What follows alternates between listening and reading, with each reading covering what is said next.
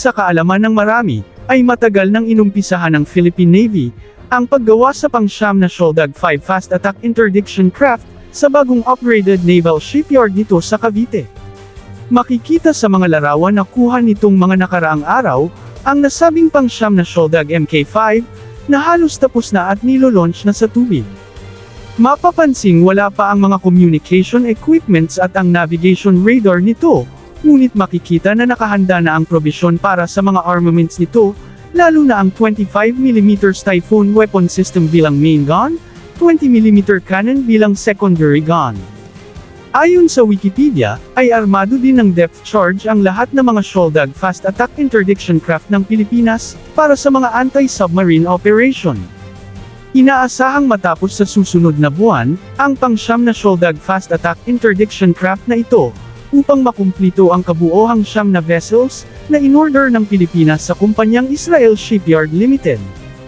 Ito ay matapos kinumpirma ng Philippine Navy noong nakaraang taon, na natapos na nga ng kanilang mga personnel sa Israel, ang extensive training sa design and construction ng Shoaldag Mk5, at natapos na rin ng Israel Shipyard Limited, ang rehabilitation at pag-upgrade ng lumang naval shipyard ng Philippine Navy, bilang bahagi ng technology transfer. Wala pang kumpirmasyon kung ang huling vessel na ito ay magiging armado ng Spike non-line of sight missile system, tulad ng sa 4 na sister ships nito, kaya malalaman lamang natin yan kung sakaling makarinig tayo ng balita na nag-o-order ng isa pang Spike NLOS missile system ang Pilipinas sa Israel.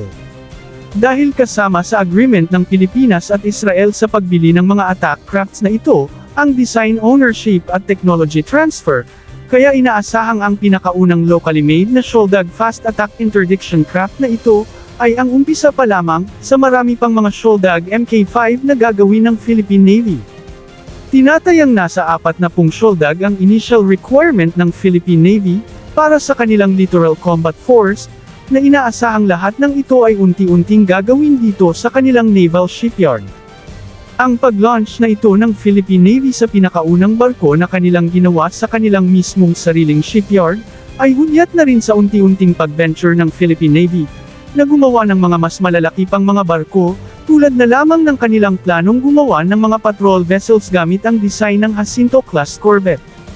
Ayon sa Philippine Navy, ay kanilang pinag-aralan ang mga ginagawa ng ating mga kapitbahay na bansa, kung paano nila binuo ang kanilang self-reliance program para sa kanilang militar. Tulad na lamang ng Indonesia at Vietnam, na may kani-kanilang mga pagawaan ng mga barko, na siyang nagsusupply sa mga pangangailangan ng kanilang Navy, at kahit sa kanilang mga Coast Guard.